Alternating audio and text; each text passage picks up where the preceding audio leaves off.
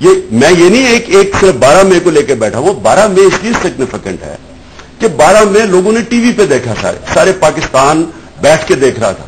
इतना बड़ा जब हुआ तो उसकी तो फौरी इंक्वायरी होनी चाहिए थी। 12 मई के वाकयात तो हमारे सामने भी हैं। हैदराबाद से अब एक ब्रेक का वक्त हुआ है, खान साहब मैं ब्रेक से वापस आऊंगा। तो 12 मई की इंक्वायरी फौरी, इमरान खान साहब कहते हैं कि एक तो रिसेंट वाकया भी है, दूसरा उसके वाकयात ऐसे थे जो सारा दिन टीवी पर नजर भी आए, और दूसरा ये कि कराची के हालात, अब जो खराबी एक वाकया होता है उसके बाद कराची के हालात खराब हो जाते हैं। इतना आसान क्यों है कराची के हालात खराब करना, इसको बेहतर कैसे करना, इस पर बात करेंगे एक छोटे से ब्रेक के बाद।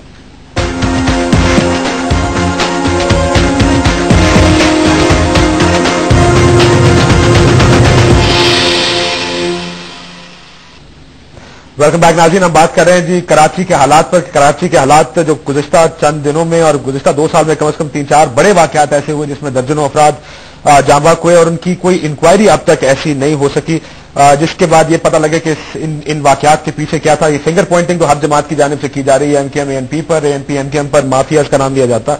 हैदराबाद रिजवी साहब, ये 12 मई के ऊपर आखिरी सवाल में, इसके बाद ये इमरान खान साहब का खत है जो उन्होंने वजीर आजम बरतानिया के नाम लिखा है, उसके ऊपर भी थोड़ा सा मैं उनका नुक्ता नजर आपका भी जानना चाहूंगा। ये बताइएगा कि 12 मई की इंक्वायरी, अब आपने 92 का जिक्र किया, आपने उस ऑपरेशन का जिक्र किया जो आपके खिलाफ हुआ, लेकिन 12 मई की इंक्वायरी इसलिए भी शायद जरूरी है कि एक माजी करीब का वाकया है जिसमें अब शायद इंफॉर्मेशन की इतनी खुली हो गई है कि लोगों को ये वाकया एक यादाश्त में न्यासा है।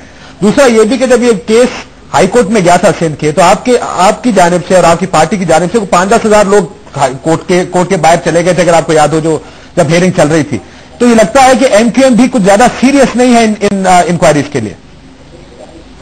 इसमें मैं सिर्फ इतना ही कहूंगा काशिफ कि अगर 12 मई की तहकीकात सिर्फ इसलिए होना जरूरी है कि वो वाकया मोस्ट रीसेंट है या फिर उसको टीवी पर सबने देखा, तो 12 मई के बाद 27 दिसंबर का वाकया वो 12 मई के बाद का है, जिसमें 12 मई से बहुत ज्यादा लोग मरे, औरतें रेप तक हुई, उसको भी सबने टीवी पर देखा।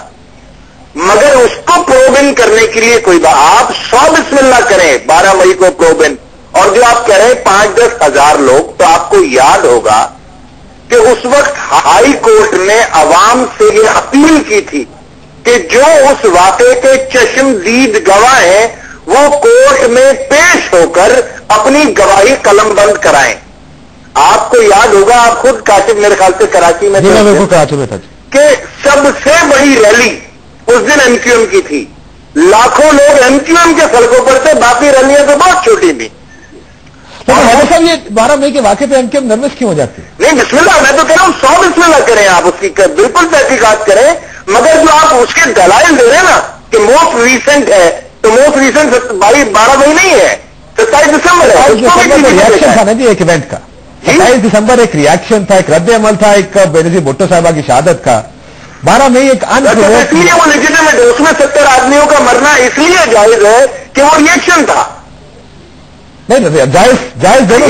अगर रिएक्शन में जाने चली जाए तो वो जायज है, अगर एक पॉलिटिकल वायलेंस में जाए तो उसमें प्रॉब्लमेटिक सिचुएशन बनती है।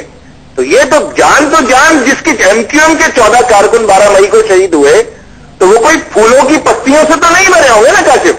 जी जी, जाहिर है उनको भी गोलियां लगी होंगी, उनके भी लवायतीन होंगे, जाहिर है वो भी अदालतों में आएंगे, उनसे भी बात होगी। मगर वो जो 70 लोग 27 दिसंबर को मर गए, क्या ये सिर्फ रिएक्शन कहकर आप उन लाशों के ऊपर उनको भूल सकते हैं?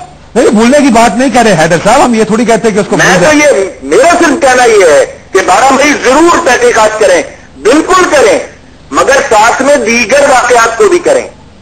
दीगर वाकयात को भी करते हैं। इमरान साहब, इससे पहले कि मैं किसी दूसरे मामला पर जाऊं, मुझे ये बताइएगा कि जो खत आपने गॉर्डन ब्राउन साहब को लिखा, बरतानवी वजीर आजम को, ये तमाम का तमाम एमकेएम और अल्ताफ हुसैन साहब के खिलाफ है। आपने एक केस भी किया था, आपने बल्कि बहुत एक बात की थी आज से 2 साल पहले कि मैं अल्ताफ हुसैन साहब के खिलाफ एक केस करने जा रहा हूं। वो उस केस का क्या बना? देखिए काशिफ, केस तब होता है जब आपके पास विटनेसेस सामने आ जाते हैं। हमने जो क्या किया कि जितने भी हमारे पास सबूत थे, हमने जाके स्कॉटलैंड यार्ड को दिए। स्कॉटलैंड यार्ड बरतानिया की इन्वेस्टिगेटिव एजेंसी है और स्कॉटलैंड यार्ड से हमारी बातचीत मुसलसल चल रही है। वकील किया, ہمارا وہاں وکیل بیٹھا ہوا ہے, اس نے اسکاٹ لینڈ یارڈ کو ثبوت دیا. اور اسکاٹ لینڈ یارڈ کو اگر جب انہوں نے یہ سمجھا کہ کیس عدالت کے اندر جا سکتا ہے, یعنی کہ ان کے پاس وٹنسز آ سکتے ہیں عدالت میں, دیکھیں وٹنس کے بغیر عدالت میں کیس نہیں ہوتا, وہ جب وہ سمجھیں گے وہ کیس لے جائیں گے. لیکن ابھی تک ان کے پاس کچھ نہیں ہے. نہیں, کیس تو ہے, جو وٹنسز ہیں وہ اس وقت مسئلہ بنا ہوا ہے. تو وٹنسز اور وہ آنا چاہتے, انہوں نے پاکستان گورنمنٹ کو ریکویسٹ کیا کہ ہم پاکستان آ کے وٹنسز کو انٹرویو کرنا چاہتے ہیں.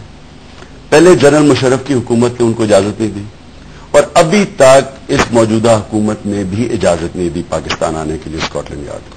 لیکن خط لکھنے کی ضرورت کیوں محسوس ہوئی آپ کو؟ وہ اس لیے ضرورت ہوئی کہ جب مجھے واپس بھیجا گیا پچھلی 3 مئی کو, اس کے بعد میں نے سمجھا کہ دیکھیں انہوں نے جب پاکستانی اسٹوڈنٹ سے جو کیا کہ شک کے اوپر ان کو جو انہوں نے آپ کے سامنے, اور اس سے پہلے ہیتھرو کیس کے اندر 3 پاکستانیوں کو کیا, میں ان سے یہ پوچھ رہا ہوں کہ یہ ڈبل سٹینڈرڈز کیوں ہیں آپ کے اپنے قوانین ہیں, آپ کے پاس جو میں نے دیکھا اسکاٹ لینڈ یارڈ کے پاس, ان کے پاس کافی ثبوت پڑے ہوئے ہیں, اور ایک جو ثبوت کس کے خلاف ہے؟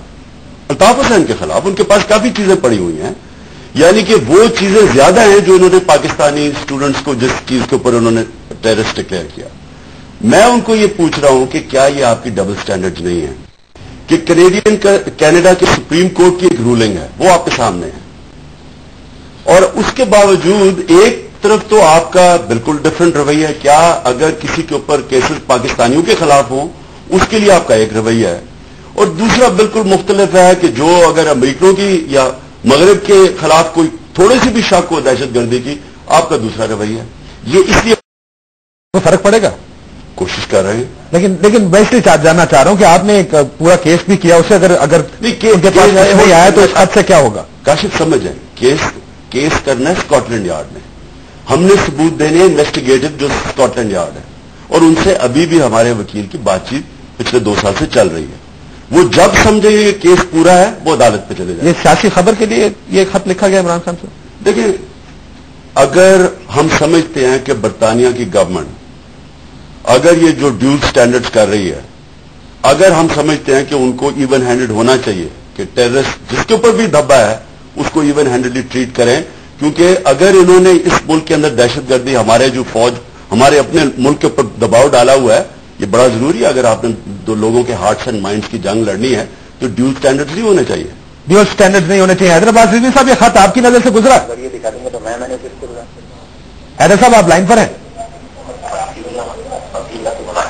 جی حیدر رضوی صاحب, آپ کی نظر سے یہ خط گزرا ہے؟ جی جناب, خط کے بارے میں میں نے سنا ضرور ہے, دیکھا نہیں ہے اس کو.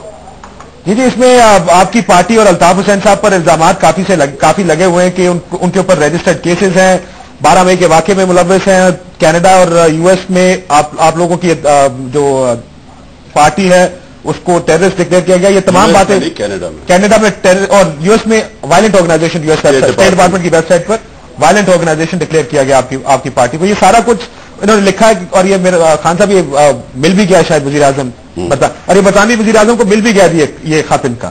سو what is your take on دس؟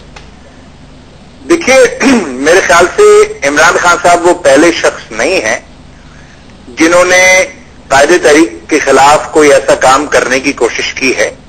اس سے پہلے جنرل نصیر اللہ بابر نے, جبکہ وہ حکومت میں وزیر داخلہ تھے, پورا ایک وفد لے کر گئے تھے, اور انہوں نے کہا یہ تھا کہ وہ صندوق ثبوت بھر کے لے